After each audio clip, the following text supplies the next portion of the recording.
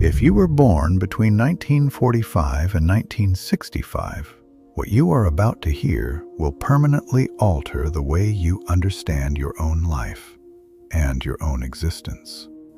Not slightly, not temporarily, forever. There is a question that has followed you for decades, surfacing in the quiet moments between sleep and waking, in the hollow spaces between achievements, in the painful gaps between who you were told to be and who you have always felt you truly are.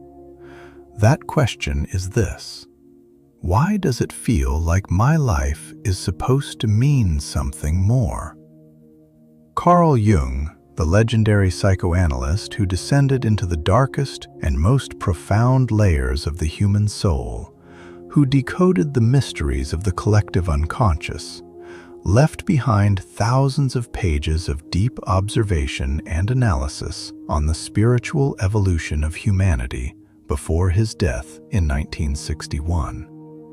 But in his final years, within the most intimate circle of colleagues and students, he shared one extraordinary spiritual discovery, one that almost no one expected, and one that speaks directly to you. According to Jung's deepest spiritual analysis, the souls who chose to be born between 1945 and 1965 did not arrive here by accident. They came with a sacred soul contract accepted before embodiment, carrying a mission of immense weight. And the most staggering part of all is this: this is your last chance. Your last chance to complete what you left unfinished across previous lifetimes. Your last chance to balance a karmic debt of enormous magnitude. And your last chance to become part of that singular group of souls chosen to prepare humanity for its great leap in consciousness. Jung called those born in this period the hinge generation. You are not entirely of the old world. You are not entirely of the new. You stand at the precise intersection of both. And that intersection is the most critical, most necessary place any soul can occupy. Think about what that truly means. You were born in the immediate aftermath of the Second Great War, into a world clawing its way back from ash and ruin. You grew up amid political turbulence, ideological battles, economic upheaval, and the vast migrations of populations from rural villages to expanding cities. You witnessed with your own eyes the transition from black and white single-channel television to the blinding speed of the digital age, from rotary phones to the entire world in the palm of your hand. None of this was accidental. Your soul chose precisely this window of time, because it knew this era would be the most turbulent, the most disorienting, and the most necessary period in human history. Jung explained that encoded within the spiritual architecture of this generation was a rare and extraordinary capability, the ability to build unshakable bridges between old and new, between matter and meaning, between fear and love. And now, decades later, as the world once again collapses and reconstructs itself before your eyes, your mission carries a depth of meaning greater than ever before. Because you did not come here merely to live an ordinary life.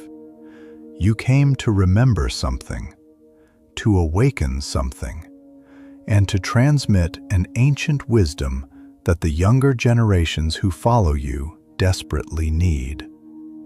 But here is the question that demands an honest answer. Have you already realized this? Or are you still searching somewhere out there, without knowing that the answer has been hidden in your own birth date all along.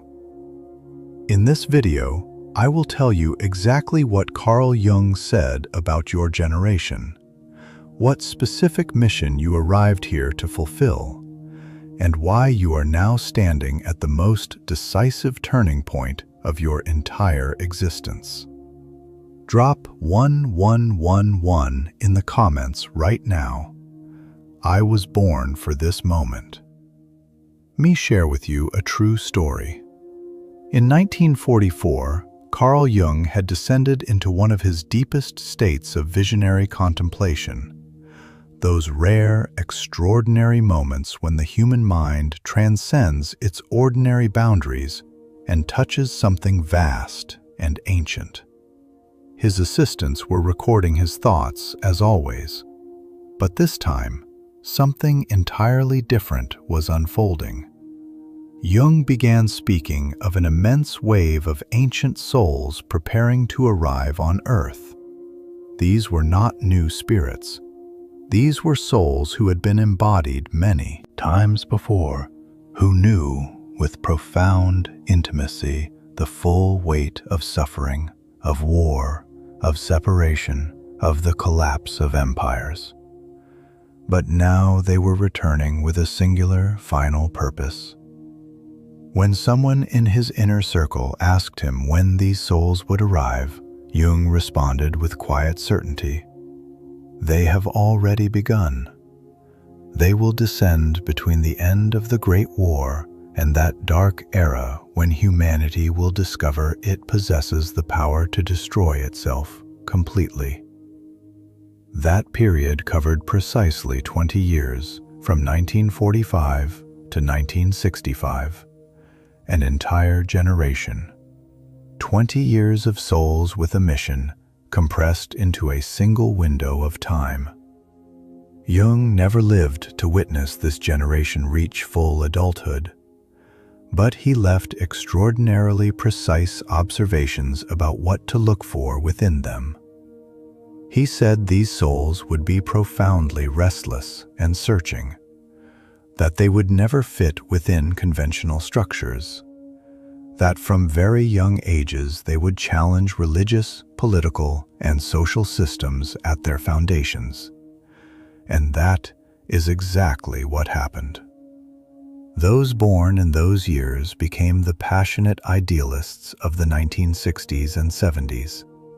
They transformed into spiritual seekers who refused to accept inherited beliefs at face value, who searched instead for the essence beneath doctrine, for the depths of mysticism, for Eastern philosophy, for the liberation of the soul. This was not rebellion for its own sake.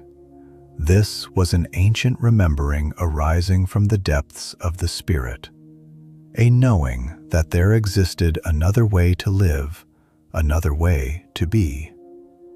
Jung explained that these souls had not come to burn the old world down, but to transform it from within, to be the solid, dependable bridge that holds both banks together as the world crosses from one age to the next. And here is perhaps the most fascinating detail of all. Jung predicted that many within this generation would not truly awaken, not in the deepest sense, until they reached their 40s or 50s. Why? Because first, they needed to experience the full, crushing weight of the old world. They needed to work inside those systems, to be ground between those gears, to feel the disillusionment in their bones, in their flesh, to know with the certainty of lived experience that something was fundamentally broken at the root. Only after enduring that could they possess the spiritual authority to show others a different path. Think about your own life for a moment. How many times have you felt as though you were simply running on autopilot, going through the motions without truly living? How many mornings did you wake and quietly ask yourself, there must be something so much more than this. That vast, aching emptiness you have carried was never a psychological failure. It was your soul, persistently, relentlessly, trying to remind you of your true mission. Write 777 in the comments. My soul chose this mission before I was born. Jung also identified 3 very specific signs that confirm a soul of this generation is ready to awaken. The first sign, a deep existential crisis that shatters you from within, one that forces you to question everything you have ever believed to be true. The second sign, an inexplicable, powerful pull toward spirituality, toward the mysteries of the universe, toward a deeper dimension of reality, even if you have no idea where to begin.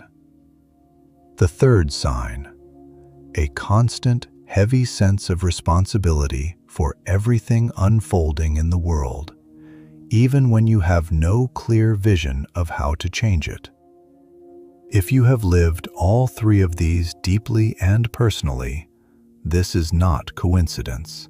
This is confirmation. But hold on, because what follows is far more striking. Jung did not speak only in broad terms about this generation as a whole. He divided that 20-year window into specific subgroups and assigned a distinct mission to each. Those born between 1945 and 1950 are the memory carriers. You brought to Earth the ancient remembrance of what the world was like before the Great Rupture, the Great Disconnection. Your essential work is to remember and to transmit that pure wisdom to those who come after you. Those born between 1951 and 1965 are the system healers and consciousness activators. You came to identify which social structures had decayed beyond repair, to mend them at the root, and to awaken others, sometimes with uncomfortable force, in preparation for the immense transformation approaching. Can you find yourself in this? Hold that awareness, because I am about to reveal exactly what you left unfinished in your previous lifetimes, and why this incarnation is your final cycle on this earth. Now we arrive at the most shattering truth of all. Carl Jung did not merely say that this generation carried a mission. He emphasized that this is their final mission on Earth. What does that mean precisely? According to the laws of spiritual evolution, our cycles of earthly embodiment have a natural limit. We were not designed to return here endlessly. Eventually, the soul graduates from this school and continues its evolution in dimensions of existence far beyond what we can currently comprehend. And for many of you, this lifetime is that graduation. The incarnation in which your soul will determine whether it fulfills the very purpose for which it was created. Jung had traced the pattern across lifetimes. Souls born between 1945 and 1965 had appeared at every critical fracture point in human history. In the ancient days of the first civilizations, in the bloody transitional eras when great empires fell and new ones rose, during the Age of Enlightenment, always emerging when humanity stood at the edge of a dark abyss. They always tried to guide the change, and they often failed, because human free will was unpredictable, because the fear within human hearts was overwhelming. because the control mechanisms holding the old systems in place were nearly impossible to dismantle. But with every lifetime, these souls learned something new, developed a new capacity, accumulated mountains of wisdom. They simply never fully completed that great final mission, until now. The current generation possesses an advantage that no previous generation has ever had: a perfect terrain, a world where knowledge flows without borders, where geographical boundaries have collapsed in the mind, where millions of people are simultaneously in the midst of a spiritual awakening and a desperate search for meaning. This is precisely the storm you were born for. But here is the detail Jung underlined with relentless emphasis. If you do not awaken now, if you do not complete this great mission in this lifetime, there will be no further opportunity given to you on this earth. Not as punishment, simply because the cycle closes naturally. Your soul will, of course, continue its journey in higher dimensions of learning. But that extraordinary, specific mission you undertook for humanity will remain incomplete. And the consequences of that, not only for you, but for the entire world, will be immense. Because this hinge generation must plant the seeds of what Jung envisioned beyond the coming chaos, an era of peace, elevated consciousness, and profound understanding. That golden age does not arrive on its own. It requires builders. It requires those who can hold the lantern steady in the darkness, so that others do not fall into the abyss while crossing to the other side. That person holding the lantern is you. Comment 444. I trust the process even when I walk in complete darkness. I know exactly what is moving through your mind right now. I am not someone special. I have no extraordinary powers. I am certainly not some celebrated spiritual leader with millions of followers. Jung anticipated this doubt precisely. In one of his most penetrating observations, he recorded these words: "The vast majority of souls with a mission will never become aware of the immense power within them, not unless they are absolutely compelled to. From the outside, they appear to live entirely ordinary lives.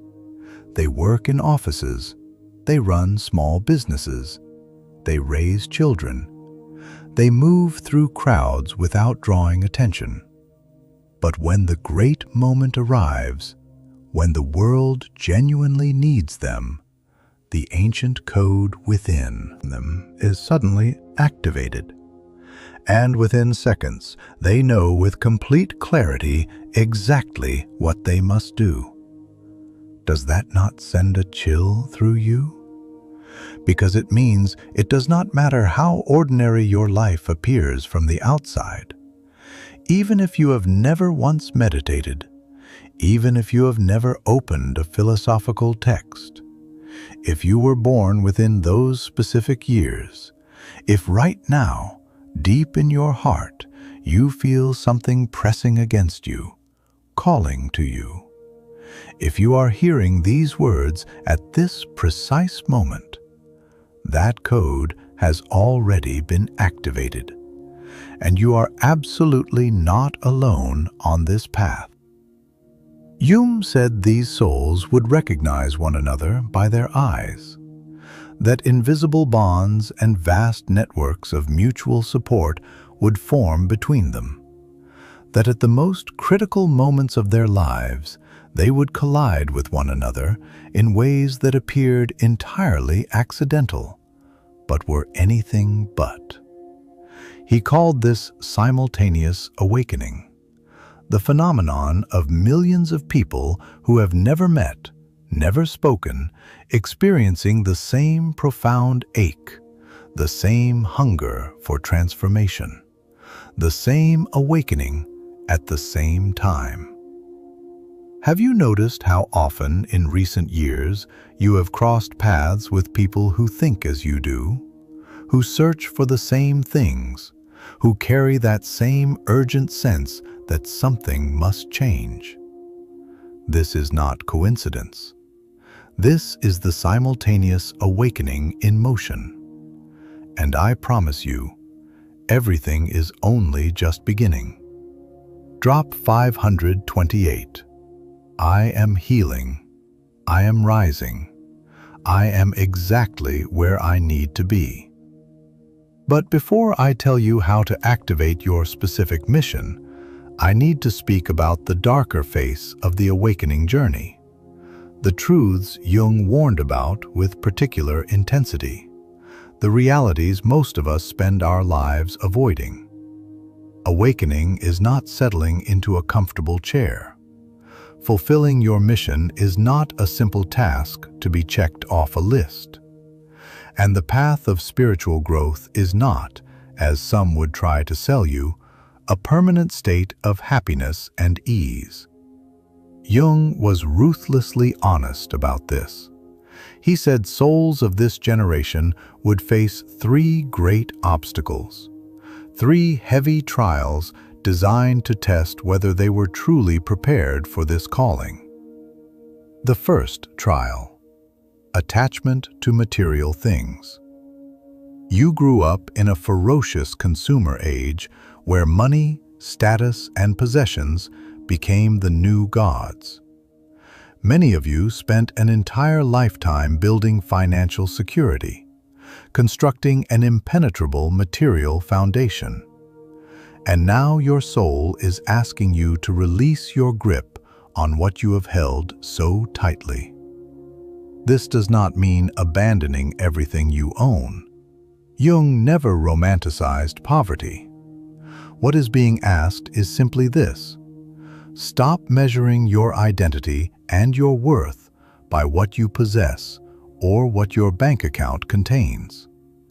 Because your spiritual mission cannot be fulfilled through greed or through the paralysis of fear that you might lose what you have. The second trial: spiritual ego.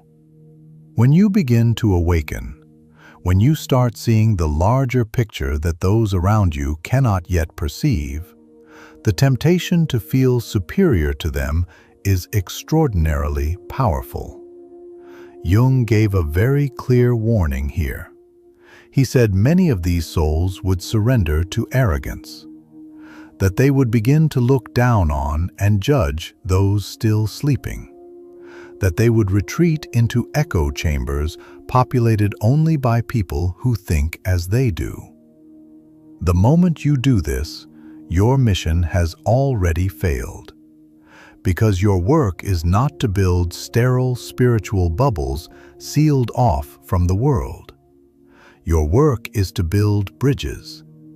You did not come to save only those who are already awake. You came to extend your hand to everyone. And that requires immense humility, a profound compassion, a refusal to ever forget that you too were once deep in that same sleep, fumbling through that same darkness, searching for a way forward. The third and most brutal trial: the exhaustion of the soul. Jung explained that these souls arrived in this world already depleted, already worn down by so many lifetimes, so many disappointments, so many cycles of hope and collapse. This is why so many of you carry that inexplicable heaviness, that weight that never fully lifts no matter how much you sleep, that bone-deep weariness of this world, that longing, quiet and persistent simply to go home. This is not ordinary depression. This is karmic exhaustion. This is your soul turning to you and whispering, "I have done this so many times before. I am so tired of struggling. I just want to go home." And Jung predicted that many souls would surrender at precisely the point closest to the finish line, at the very threshold where their mission would carry its greatest meaning. They would numb themselves with television, with food, with endless scrolling, with the endless chase of temporary pleasures, anything to avoid feeling the full weight of that exhaustion. But here is the truth you need to hear. That profound exhaustion you feel does not mean it is time to give up. It means you are closer to the finish line than you have ever been. Jung compared this to a marathon. In the final kilometers, everything breaks down. Your legs refuse to carry you. Your mind screams at you to stop. Every cell in your body begs you to quit. But the ones who cross that line are the ones who keep moving despite that unbearable pain. You are in those final kilometers right now. This is why everything around you feels so intense. This is why the world appears to be fracturing.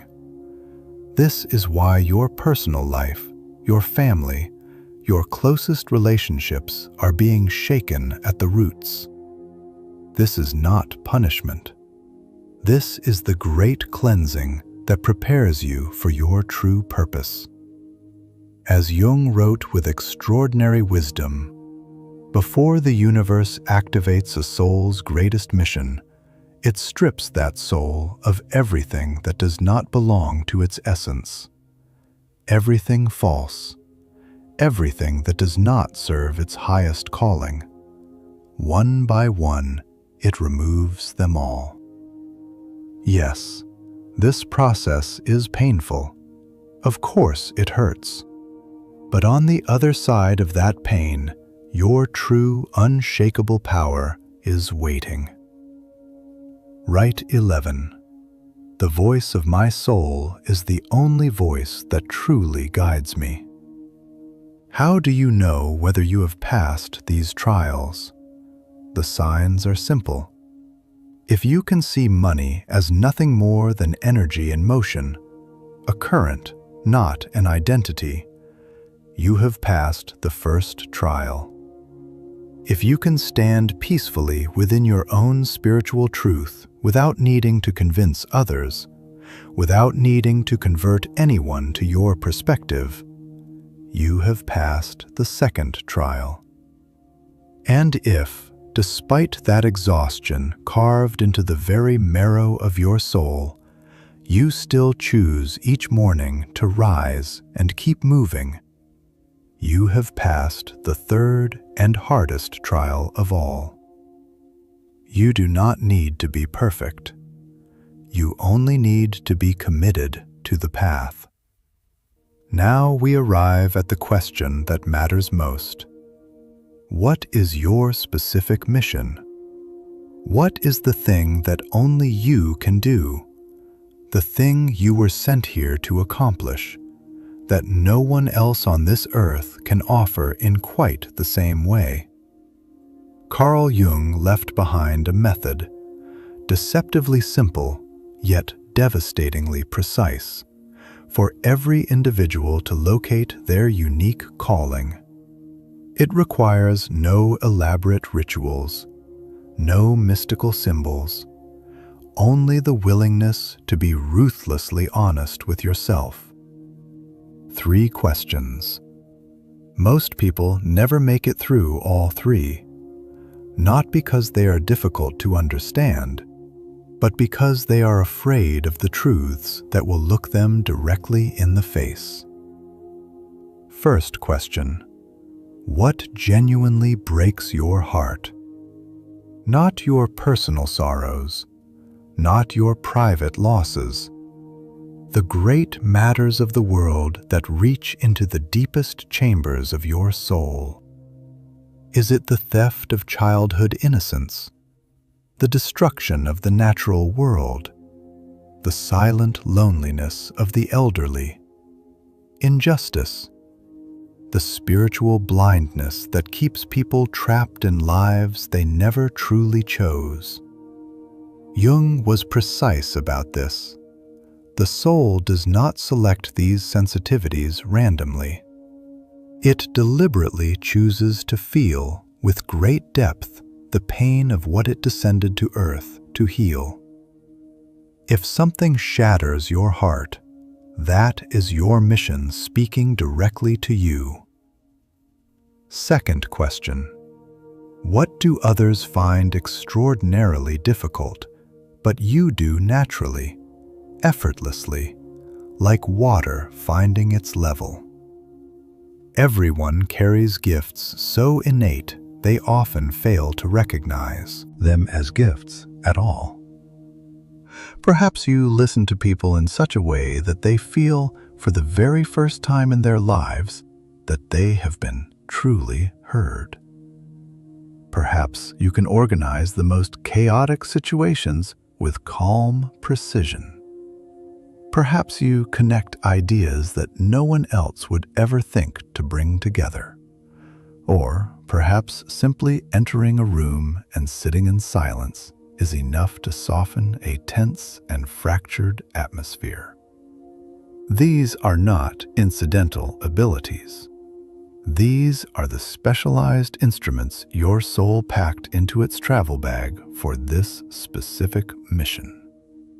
Your calling never asks you to become someone you are not.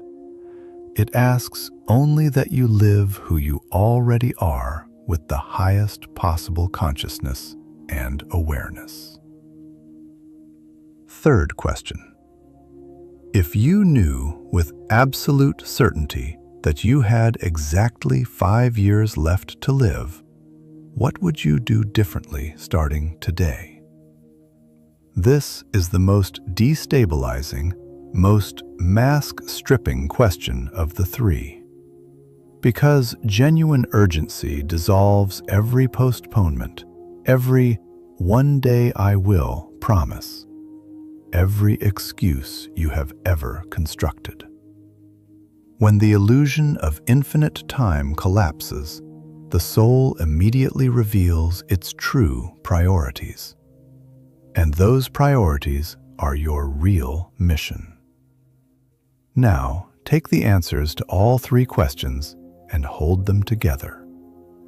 Perhaps the breaking of authentic human connection, people living disconnected from their own souls, is what shatters your heart. Perhaps your most natural gift is creating safe spaces where people feel free to speak without armor. And perhaps, with 5 years remaining, you would build the kind of genuine community where people could speak without masks, without judgment, without performance. Then that is your mission. Or perhaps the destruction of the natural world is what wounds you most deeply. Perhaps your natural gift is translating the most complex truths into the simplest possible language. And with 5 years left, you would spend every hour teaching people how to protect what remains of this earth. Then you are an ambassador of the living world. Do you see how this works? Your mission never needs to be vast and epic on paper. Its greatness lives entirely in the depth of its impact. You do not need to appear on television. You do not need millions of followers. You do not need to write the great philosophical text that rewrites human history.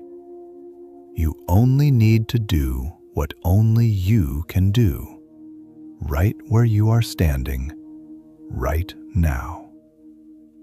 Because here is the profound secret that most people never understand. Spiritual missions are not measured by how many people you reach.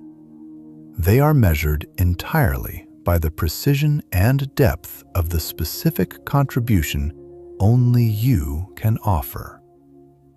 Every soul is placed with mathematical exactness into a specific family, a specific neighborhood, a specific constellation of difficulties and constraints. Because that is the precise location where your irreplaceable contribution is needed. You are not standing where you are standing by accident. Your family, your city, your work, your struggles, your frustrations. These are not obstacles to your mission. They are the architecture of your mission. As Jung expressed it beautifully, on the stage of the universe, there is no such thing as a miscast soul. If you are on this stage, it is because there is a role that only you can play. Drop 333. I am in perfect alignment with my soul's true purpose. Jung also spoke in great detail about the signs that the decisive moment, the great turning point, had arrived. And every one of his predictions is unfolding before our eyes right now. He described what he called the Great Purification, a period approaching human history when nothing hidden would remain concealed, when every structure built on deception would collapse like a house of cards, when concealing the truth would become impossible. And he said souls with a mission would recognize the arrival of this time through 5 unmistakable signs. The first sign, the awakening of the young. Jung sensed that children born after the year 2000 would arrive with an entirely different quality of consciousness, far more sensitive, invisibly connected to one another, and utterly unwilling to swallow the stale lies that older systems had forced upon previous generations. He added that the hinge generation, those born between 1945 and 1965, would be responsible for building the vital bridge between these new souls and the old world. Your work, when no one else understands them, is to protect these new spirits, to guide them, to confirm for them that what they are feeling is real. Look at the young people around you right now. Are they not rejecting with absolute clarity that old script? Study hard, work obediently for 40 years at the same desk, retire, and disappear? Are they not refusing to grant unearned respect to hollow authority that has long since lost any moral foundation? The older generation judges them, calls them lazy, disrespectful, lost, weak. But you understand them, because once, when you questioned that old order, when you raised your voice in resistance, you were judged with that same brutal cruelty. Your mission is to be the compassionate, wise shield that stands before them until they find their own path. The second sign, the collapse of institutions. Jung foresaw that the massive structures which had governed the world for centuries, controlling populations through fear and compliance, would begin to fracture. Governments, exploitative economic systems, rigid religious structures, decayed educational models, bankrupt healthcare systems, everything maintained through control and fear, all of it would fall. And when it happened, when the masses descended into panic, souls with a mission would need to maintain their extraordinary calm.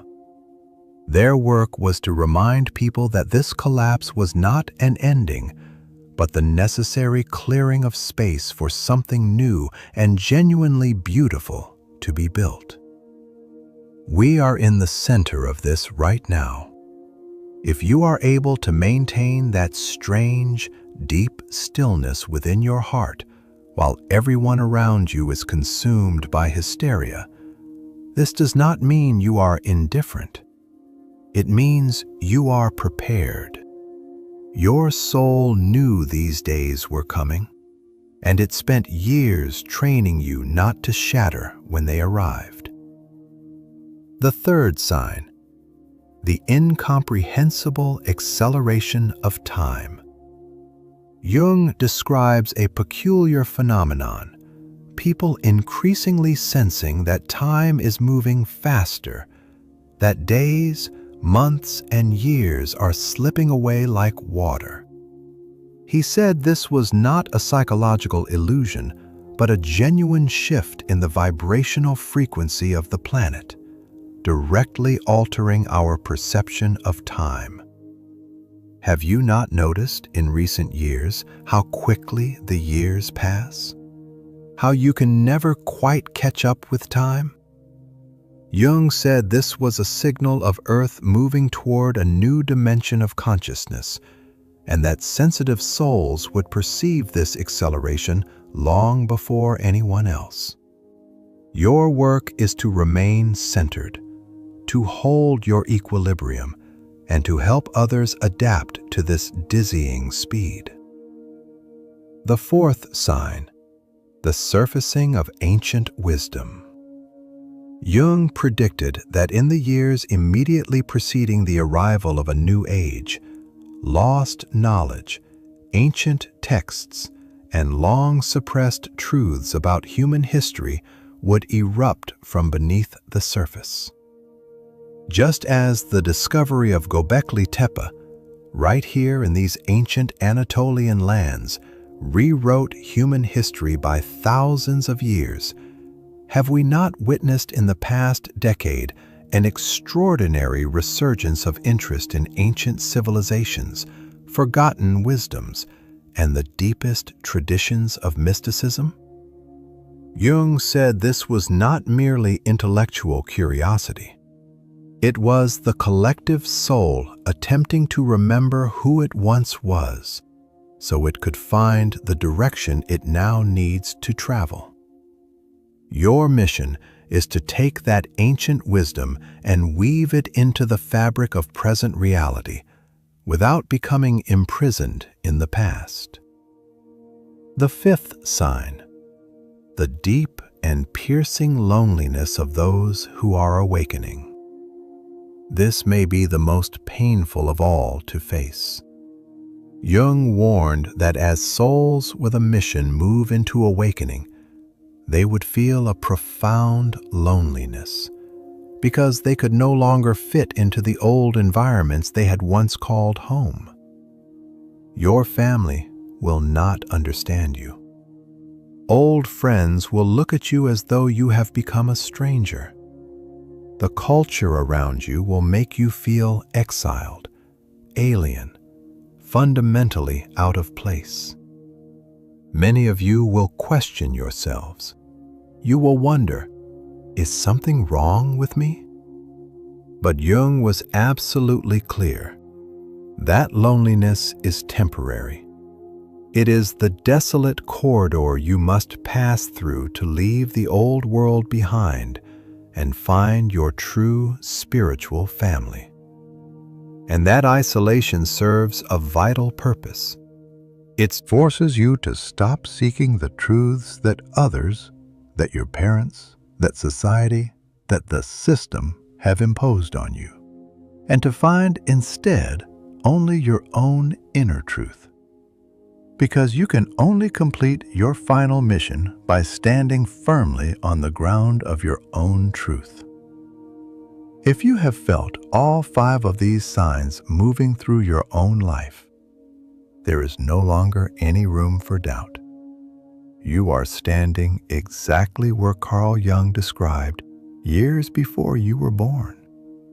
There is only one question remaining. What will you do with everything I have just told you? You could understand all of this with perfect intellectual clarity, and then return to your life exactly as it was, changing nothing. And if you do, this knowledge will serve no purpose at all. Jung underlined this truth relentlessly. Unexamined spiritual knowledge that is never applied is far more dangerous than ignorance, because it produces nothing but arrogance and ego without a single transformation.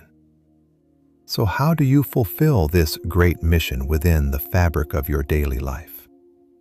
Jung described 4 steps, profoundly simple yet extraordinarily deep. The first step: accept once and for all that your life was never ordinary and never will be. Stop trying to compress yourself into the molds society handed you. Stop comparing yourself to people who followed the conventional script. Your soul chose a fundamentally different path from the very beginning.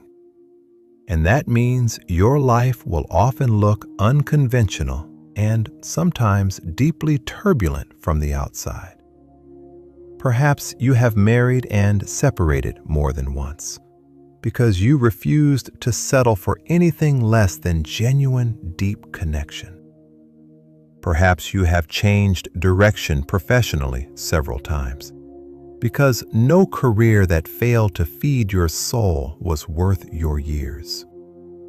Perhaps you have deep friendships scattered across the world while feeling profoundly distant from your own blood family.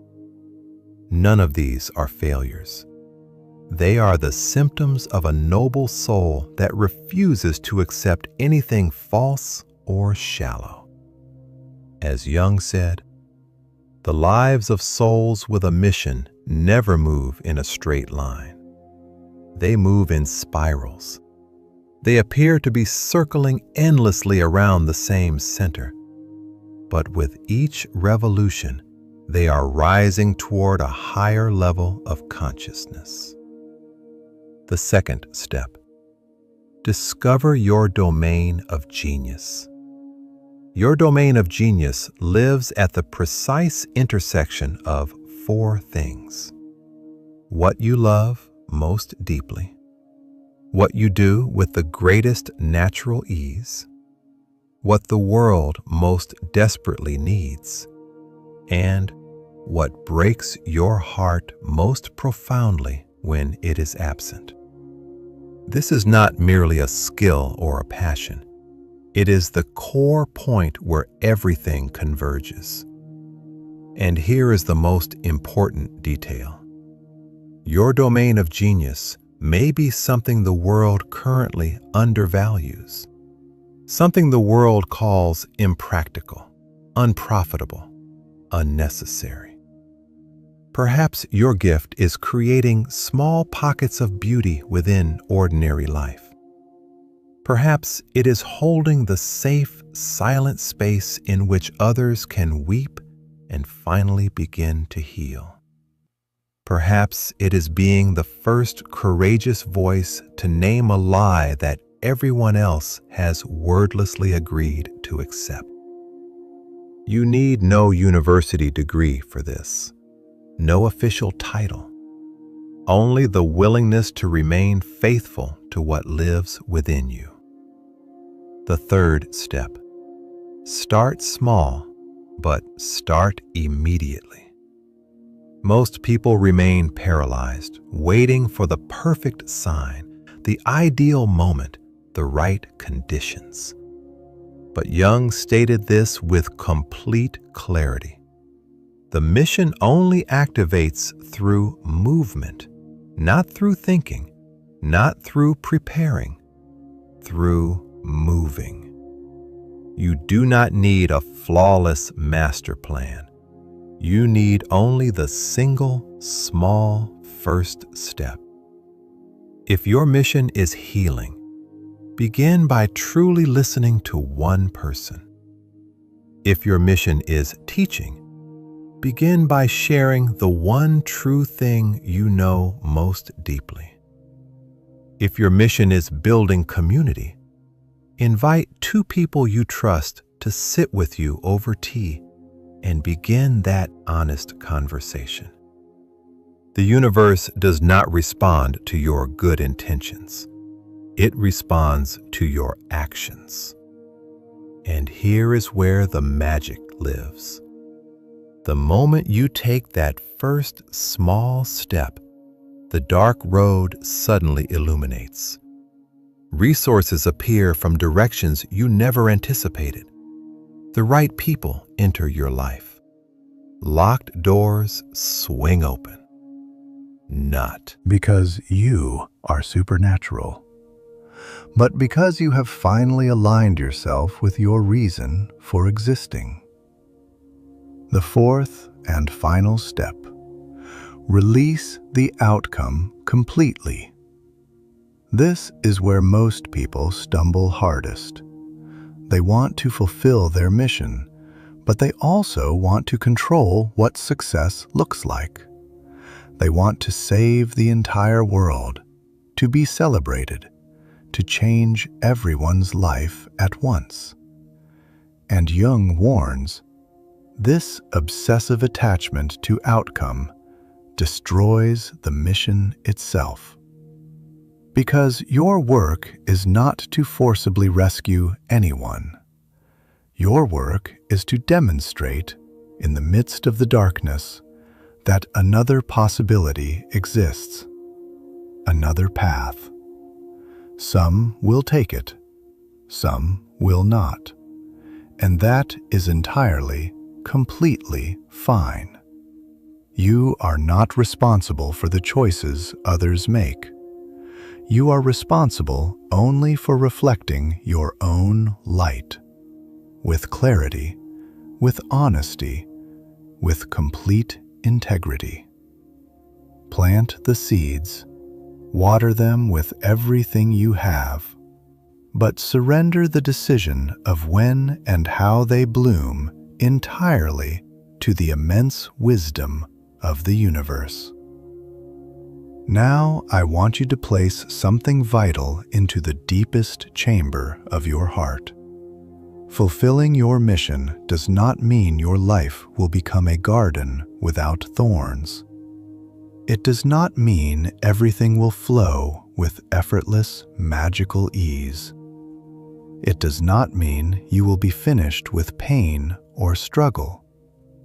It means only this: the pain you carry from here forward will have a meaning great enough to bear it. The sweat you pour, the effort you give, will serve something so much larger than your own small personal comfort. And when your final day on this earth arrives, and you release your last breath, there will not be a single fragment of regret left in your heart. Because you will have accomplished the very thing you came here to do. And the feeling you will know in that moment, according to Jung, is the only real peace that truly exists.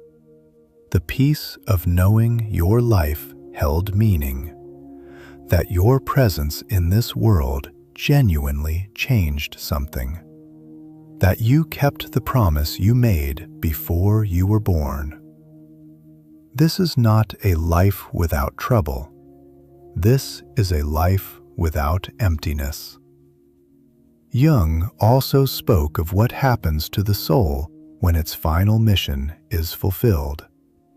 When someone from his inner circle asked him what would become of souls who completed that last, ultimate purpose on earth, his answer was so shattering and so beautiful that those who were recording his words could not hold back their tears. Jung said these souls graduate. They no longer return to this difficult, demanding school of earthly existence. They have nothing left to learn here. They ascend to far higher dimensions of being and transform into invisible guides for the souls still navigating these dark roads below. In our tradition, we call them the unseen ones, the protectors, the wise presences that appear at the edges of our most desperate moments. But the most breathtaking part of all is this: no soul graduates from this school alone. When you complete your mission, you raise the frequency of every person you have ever touched, every life you have ever looked into, every heart you have ever opened. And they go forward and raise the frequencies of others. This is a consciousness cascade of breathtaking proportions.